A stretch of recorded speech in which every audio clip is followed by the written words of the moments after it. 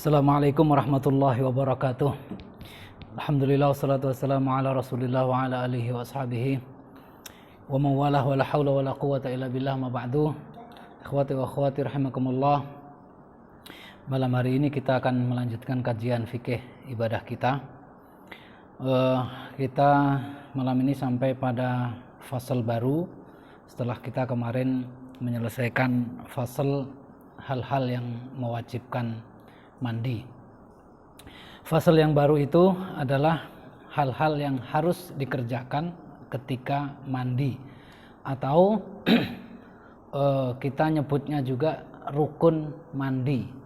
Nah, di dalam kitab ini itu menggunakan istilah faraidul ghusli, faraidnya mandi. Faraid itu jamak dari faridah. Faridah itu adalah hal-hal yang harus dikerjakan. Faslun wa faraidul ghusli thalathatu asya. Fasl, fardu-fardunya wudu itu ada 3 hal.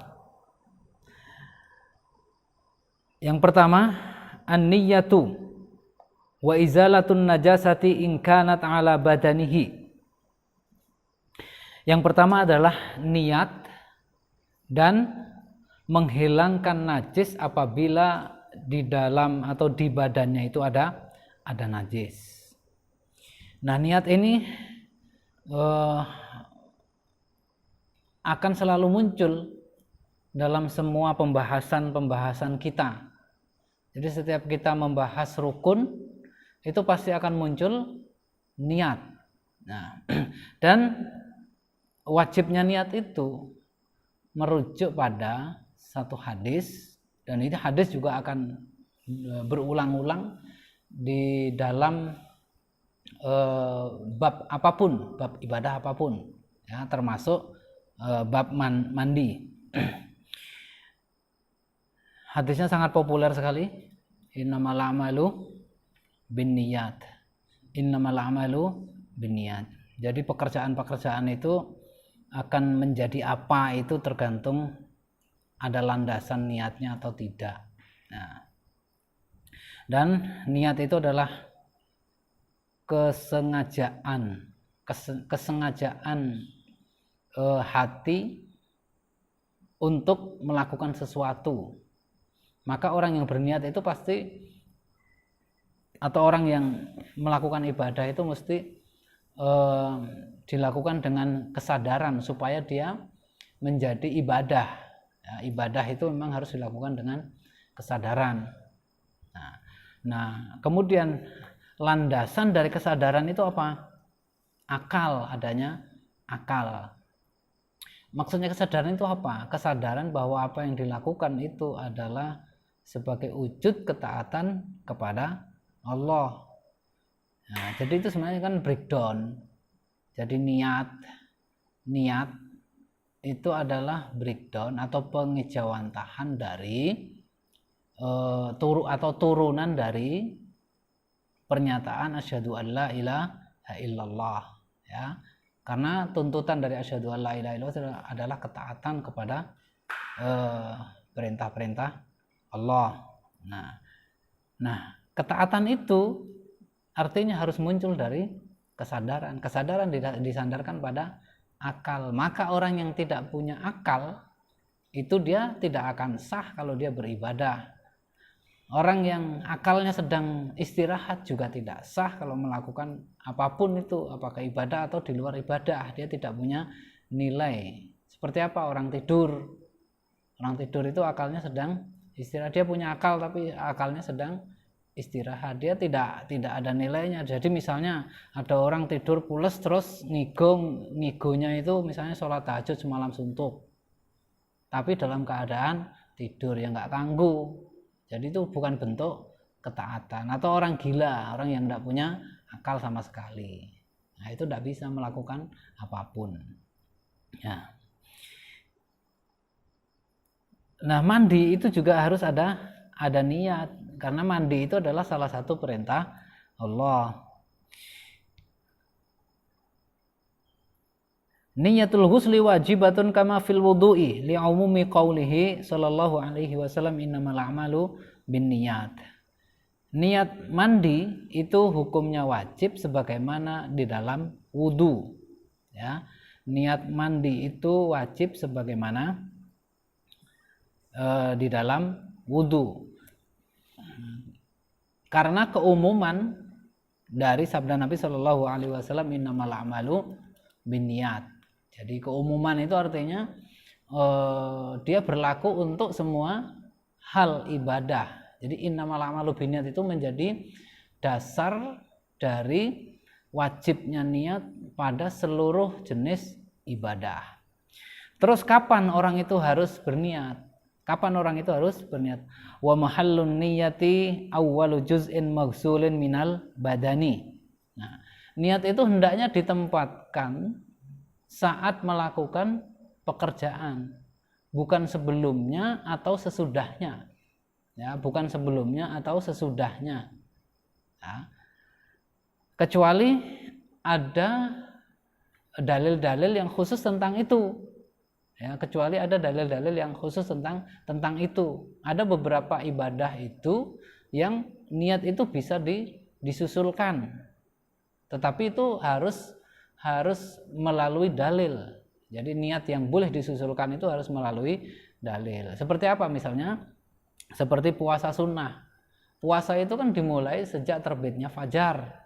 Maka niat itu hendaknya dijatuhkan ketika terbit fajar, ketika memulai puasa.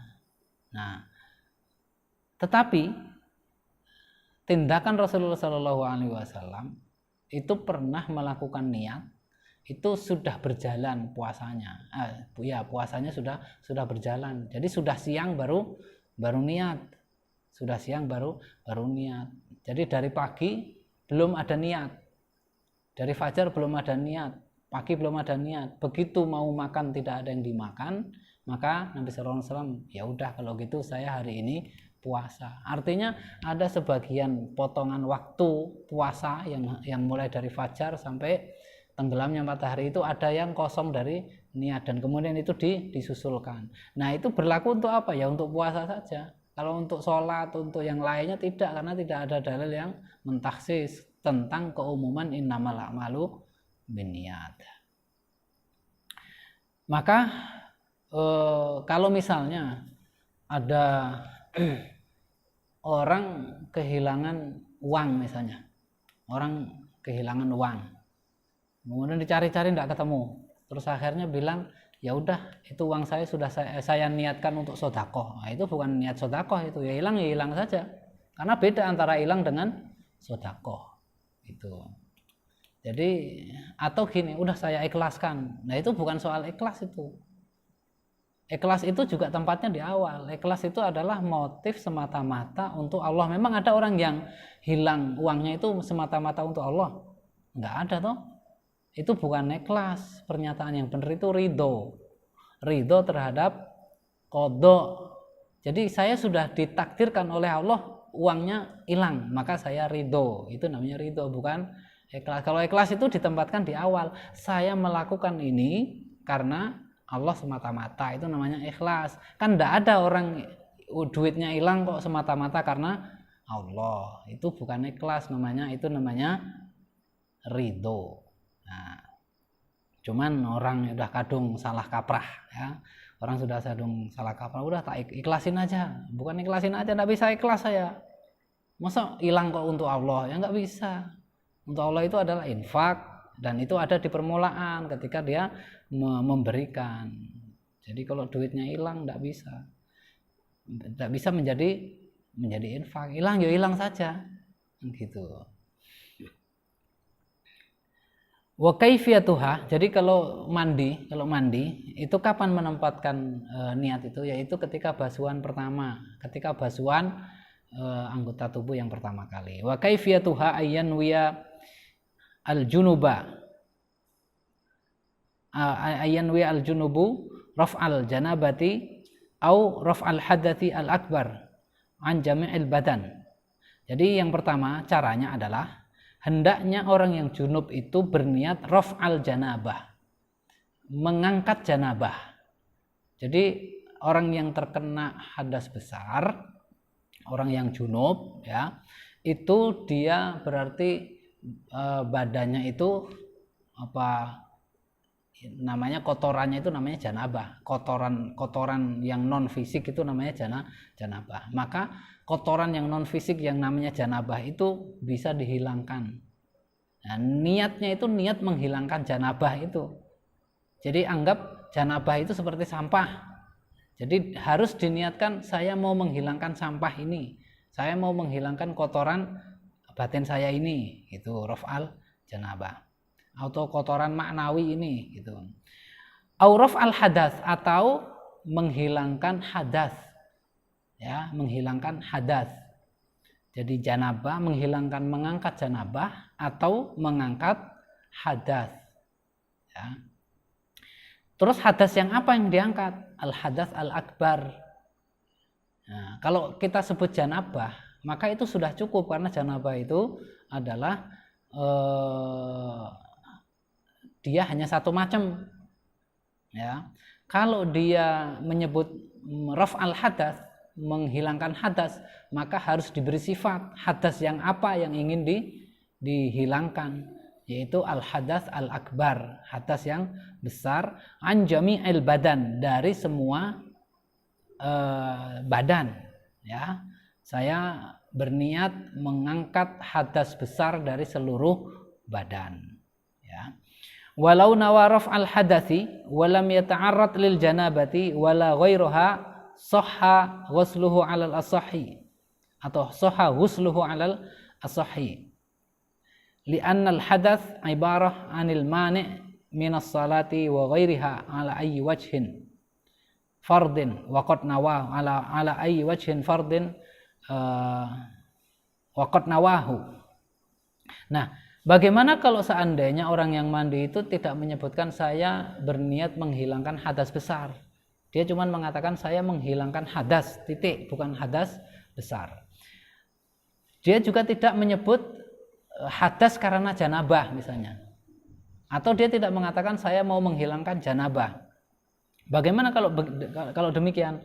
Sahha ghusluhu 'alal asahhi. Menurut pendapat yang ashah, yang lebih sahih, itu mandinya sah. Kenapa? Karena ketika kita menyebutkan hadas itu, li'annal hadatha ibaratun 'anil mani' minas shalah. Karena ketika kita menyebut hadas, berarti kita itu terhalang dari sholat. Nah, ketika kita mengatakan saya berniat menghilangkan hadas, berarti dia berniat menghilangkan penghalang dari sholat. Artinya dia sudah dibolehkan sholat. Yang wajib orang ketika mau bersuci itu kan dia menghilangkan penghalang dari hal-hal yang mempersyaratkan bersuci, ya, seperti mau sholat atau mau tawaf misalnya, ya. Dan ketika dia sudah mengatakan saya berniat menghilangkan hadas, maka sebenarnya sudah cukup. Walau nawa raf'al hadatsil asghar muta'ammidan lam yasihha fil asahhi litala'ubihi. Nah, kalau seandainya secara sengaja dia mengatakan dia mau mandi, mau menghilangkan hadas besar, tetapi dia berniat begini, saya berniat menghilangkan hadas kecil, padahal dia terkena hadas besar, maka dalam hal ini mandinya tidak sah. Kenapa? Itu sama dengan mempermainkan, jadi mempermainkan ibadah, ya. Mempermainkan ibadah. Berarti dia tidak menganggap bahwa ada kategori-kategori itu di dalam ibadah. Ya. Ketika ada hadas yang besar, maka dia seperti mengatakan, ini kecil saja. Jadi ini seperti orang bermain-main. Maka dia tidak sah mandinya. Wa in ghalata fa dhanna an hadathahu asghar lam tartafi al janabatu an ghairi a'dha'i al-wudu. Nah, kalau seandainya dia salah niat, ya. Dia menyangka bahwa dia sedang hadas kecil, ya. Dia berniat menghilangkan hadas kecil, tapi bukan karena kesengajaan, karena dia mengira bahwa dia sedang hadas kecil, dia tidak sedang hadas besar, tapi dia mandi. saya berniat menghilangkan hadas kecil. Didasarkan pada persangkaan dia bahwa dia terkena hadas kecil. Maka kalau demikian lam tartafi al janabatu an ghairi a'dha'il wudu, maka janabah itu tidak hilang dari anggota tubuhnya kecuali dari bagian-bagian yang wajib dibasuh saat wudu. Berarti janabahnya itu baru hilang dari wajah, dari tangan, dari kepala, dan dari kaki. Berarti dadanya, punggungnya, ya, pahanya itu belum hilang janabahnya. Lengan bagian atas belum hilang janabahnya. Dari lehernya tidak hilang janabahnya. Nah, wa fi a'dha'il wudu'i wajhani. Nah, kemudian bagaimana kalau apakah bagian anggota wudu itu juga hilang? Wajhani, ada dua pendapat. Ar-rajih tartafi'u anil wajhi wal yadaini war rijlaini li'anna ghusla hadhihi al-a'dha wajibun fil hadatsaini fa idza ghasalahuma bi niyyati ghuslin wajibin kafa duna ar-ra'si 'ala ar-rajhi li'anna alladhi nawahu fil ra'si al-masha wal mashu la yughni 'anil ghusli atau 'anil ghusli. Ya. Nah, kalau seandainya dia tadi seperti tadi itu kasusnya, dia menyangka bahwa dia terkena hadas kecil padahal dia hadas besar, kemudian dia berniat menghilangkan hadas kecil, maka yang hilang, yang bersih, yang jadi suci itu cuman anggota tubuh yang dibasuh. Anggota tubuh yang dibasuh itu apa? Muka, tangan, sampai siku, dan kaki. Terus bagaimana kepala? Kepala itu tidak menjadi suci dari janabah. Kenapa? Karena ketika wudhu dia berniat mengusap, meskipun tindakannya membasuh, ya, meskipun tindakannya membasuh, wajibnya itu membasuh. Faida ghasalahuma bi niyyati ghusli wajibin kafaduna ar-ra'si 'ala ar-rajih. Jadi yang kepala itu tidak menjadi suci. Li'anna alladzi nawahu fir ra'si, karena yang dia niatkan, ya, karena yang dia niatkan untuk kepala itu adalah al-mashu, ya, mengusap. Wal mashu la yughni 'anil ghusli, dan usapan itu tidak cukup untuk menggantikan basuhan. Walau nawa al junubu istibahata ma yutawaqqafu al ghuslu alaihi kas salati wat tawafi wa qiraatil qur'ani ajza'ahu.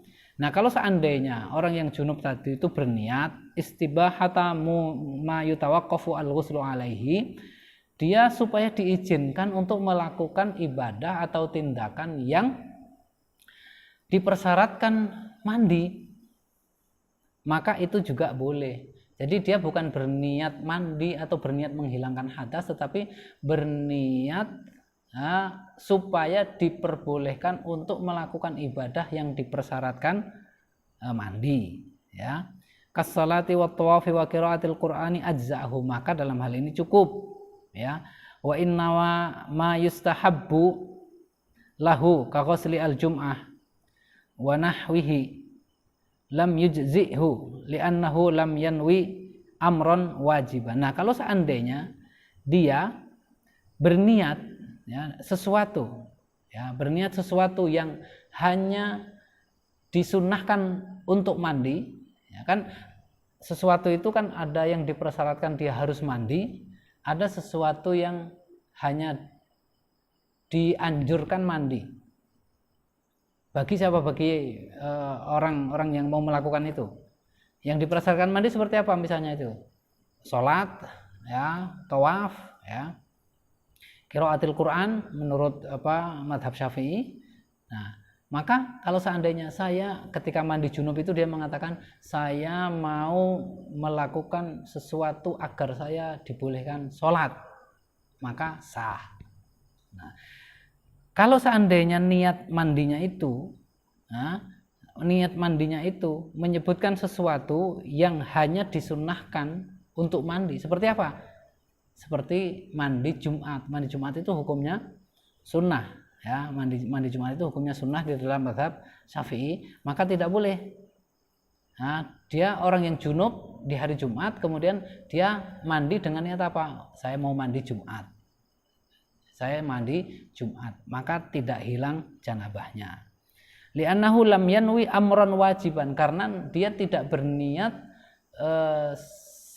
mengerjakan satu perintah yang wajib, ya, mengerjakan satu perintah yang wajib. Nah, disitulah makna pentingnya niat itu. Jadi niat itu meskipun tindakannya sama, itu bisa secara hukumnya, ya, secara yuridisnya itu bisa berbeda hasilnya, ya, meskipun tindakannya sama-sama mandi, kalau niatnya salah tidak jadi.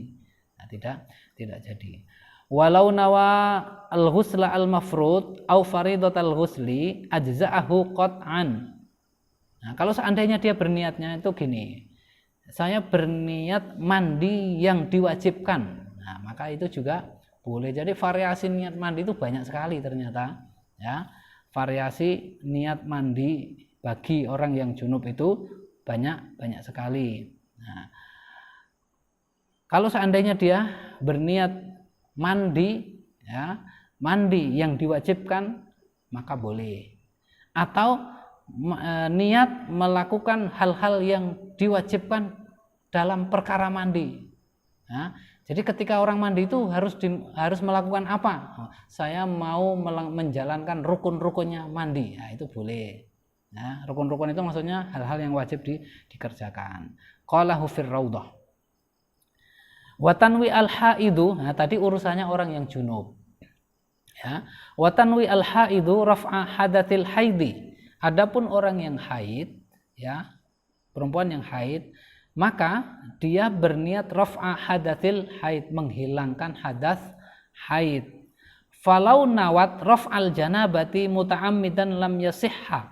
Kalau seandainya orang yang haid itu berniat menghilangkan janabah, maka tidak sah mandinya, karena antara haid dengan janabah itu berbeda apa? Berbeda sebab. Jenis kotornya sama, tapi jenis sebabnya berbeda, ya. Yang janabah itu apa? Keluar mani atau bergaul, ya, dengan istri, ya. Kalau haid keluar darah, beda sebab tetapi akibatnya sama. Maka kalau orang yang haid, ya, dia mau membersihkan dirinya dari haid, dia jangan berniat menghilangkan janabah, karena dia tidak janabah, dia itu haid, gitu. Kenapa kok begitu? Karena wajibnya melakukan mandi itu di dalam kedua hal itu berbeda. Di dalam kedua hal itu berbeda. Jadi ketaatan orang yang haid kemudian untuk melakukan mandi dengan ketaatan orang yang janabah kemudian sama-sama melakukan mandi itu berbeda ayatnya, berbeda perintahnya. Jadi perintah yang sini jangan dibawa untuk yang sini. Jangan bilang kan sama-sama mandi. Nggak bisa.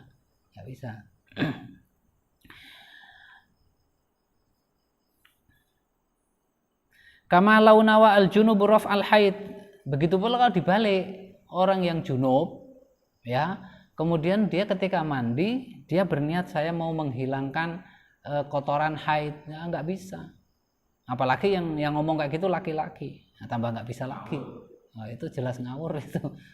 Masa ada orang laki-laki mandi junub, kemudian saya mau mandi menghilangkan haid, nggak bisa.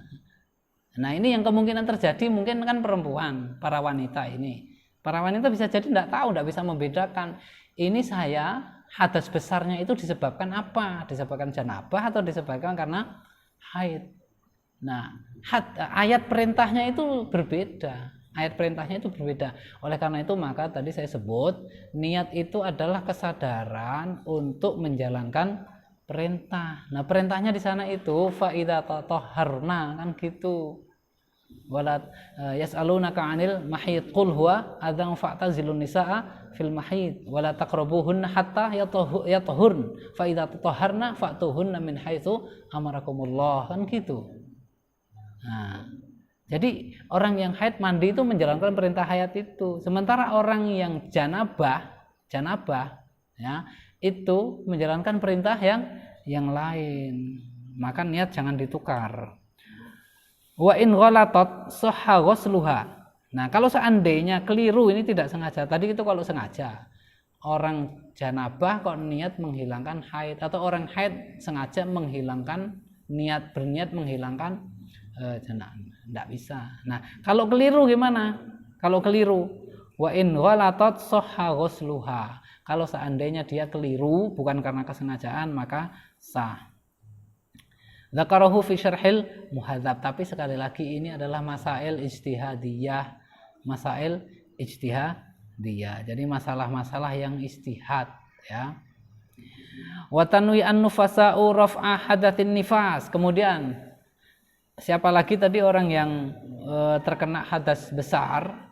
Nah, karena orang yang terkena hadas besar itu adalah orang yang junub, ya, orang yang keluar mani, orang yang nifas, orang yang haid atau orang yang melahirkan, ya. Orang yang haid sudah tadi gimana caranya meniat, ya. Orang yang junub sudah gimana caranya dia niat. Wa tanwi an-nufasa'u raf'a hadatsin nifas, dan orang yang nifas itu niatnya apa? Ya niatnya menghilangkan hadas nifas. Karena nifas itu adalah hadas, maka dia menghilangkan hadas nifas. Falau nawat raf'a hadatsil haidi, kalau seandainya orang yang nifas tadi itu berniat menghilangkan hadas haid, ya. Qala Ibnu Ar-Rif'ah la yasihhu, tidak sah. Nah, jadi penyebab hadas itu meskipun sama-sama hadas besar itu kan bermacam-macam. Jadi niatlah sesuai dengan penyebabnya. Kalau orang junub niatlah menghilangkan janabah. Kalau orang haid niatlah menghilangkan hadas haid. Kalau orang nifas berniatlah menghilangkan hadas nifas.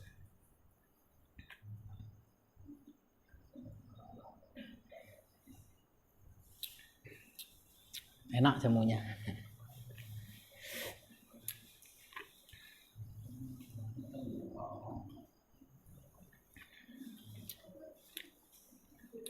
Ini kata orang kalau minum jamu jadi sehat. Tapi sehat itu bermula dari pikiran juga.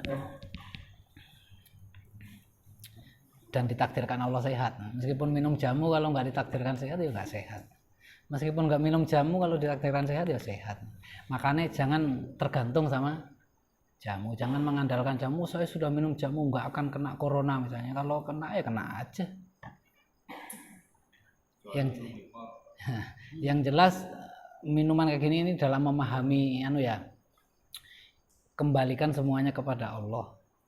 Ini bisa jadi sebab supaya nggak terlalu memuja-muja jamu. Kadang-kadang gini orang ini nyimpang dikit dari fikih. Tapi penting juga.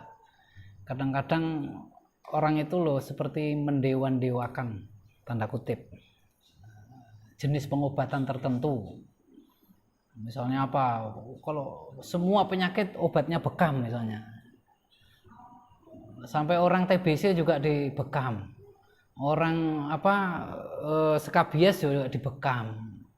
Orang panu dibekam, katanya bekam menyembuhkan segala macam penyakit. Itu kan pikiran sesat itu namanya.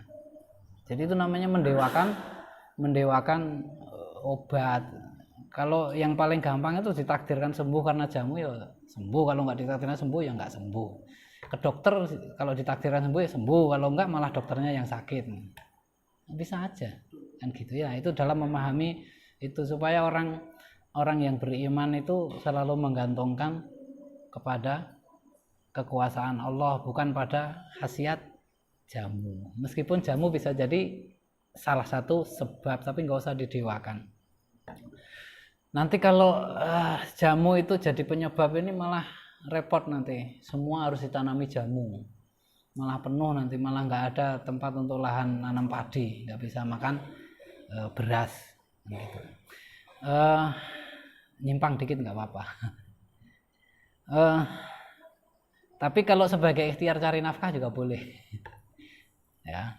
Yang penting jangan ngapusi ketika jualan. Jamu ini menyehatkan, enggak, kalau saya enggak mesti.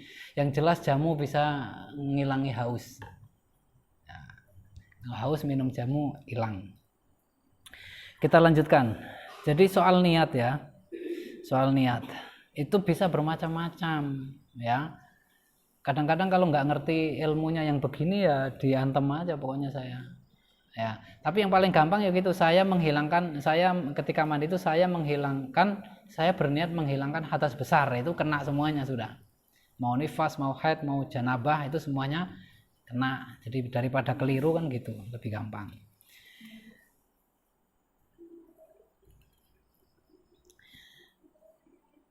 Wa'lam anna taqdima izalatin najasati syartun li sihhati al-ghusli. Falau kana ala badanihi najasatun faghasala badanahu bi niyati raf'il hadathi wa izalatin najasi tahura minan najasi. Nah, ketahuilah bahwa mendahulukan menghilangkan najis ketika mandi itu hukumnya wajib. Dia menjadi syarat sahnya mandi. Jadi syarat sahnya mandi itu harus menghilangkan najis dari badan.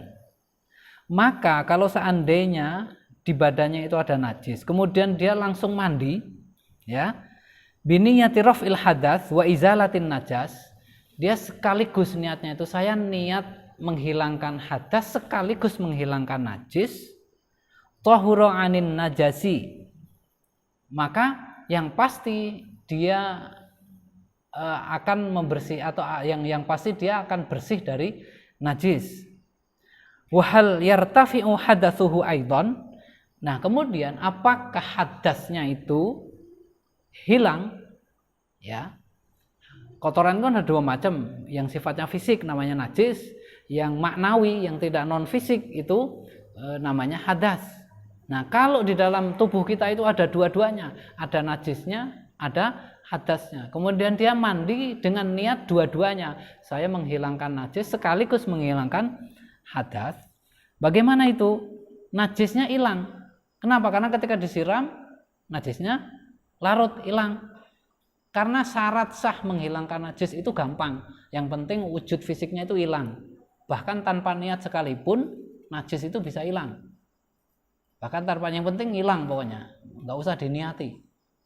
Jadi kalau lagi malas nyuci pas musim hujan, celananya kena ompol, taruh saja di musim hujan kan ini, taruh saja di luar, tinggal pergi kerja, nanti pulang kan dicium aja itu. Tadi hujan apa enggak tahu kan, cium aja. Kalau sudah nggak ada kepesingnya, nggak ada warnanya, nggak ada baunya, ya sudah hilang. Itu bagi yang malas nyuci. Nggak usah pakai niat, ya. Kalau pakai niat itu nanti sulit, apalagi kalau pakai ini mesin cuci yang otomatis misalnya. Kan niat itu kan menempatkan kehendak ketika pertama kali melakukan itu. Nah, kalau nyucinya itu ditaruh, dikasih timer, airnya juga kalau yang canggih kan airnya itu ngalir sendiri. Kapan ini mancurnya saya? Kapan harus menempatkan niatnya? Kan enggak usah. Kalau soal najis itu gampang. Bahkan di beberapa keterangan mau dijemur aja itu bisa menghilangkan najis. Terik matahari itu bisa menghilangkan najis. Jadi kalau ada baju pesing dijemur setengah tahun gitu, hilang pesingnya, udah nggak usah nyuci. Ya, kenapa? Karena tarik matahari gitu. Termasuk tanah itu. Jadi kalau misalnya sholat nggak usah pakai was-was. Wah, ini kemarin kan dikencingi anjing misalnya. Ini kan banyak anjing. Pokoknya lihat aja bau pesing apa enggak. Kalau enggak ya sudah. Udah dijemur matahari. Jadi nggak usah disirami sak lapangan itu disirami. Besok mau sholat Id misalnya. Wah, ini kan banyak kotoran, ada anjing, disirami dulu. Nggak usah. Yang penting nggak ada kotorannya, nggak bau pesing, ya sudah suci. Gitu. Kalau nggak gitu malah sulit orang. Berikutnya, nah, kalau tadi itu di dalam tubuh itu ada hadas dan ada najis berbarengan, kemudian dia siram dengan niat menghilangkan hadas dan menghilangkan najis, maka najisnya pasti hilang. Kenapa? Najis itu tanpa niat aja hilang, apalagi niat menghilangkan najis. Wahal yartafi'u hadatsuhu aidan, apakah hadasnya juga hilang? Fihi khilafun, di situ ada khilaf. ar-rajih inda ar-rafi'i annahu la yartafi'u hadatsuhu. Yang rajih menurut al-Imam ar-Rafi'i hadasnya tidak hilang. War rajih fi ziyadati ar-raudhah.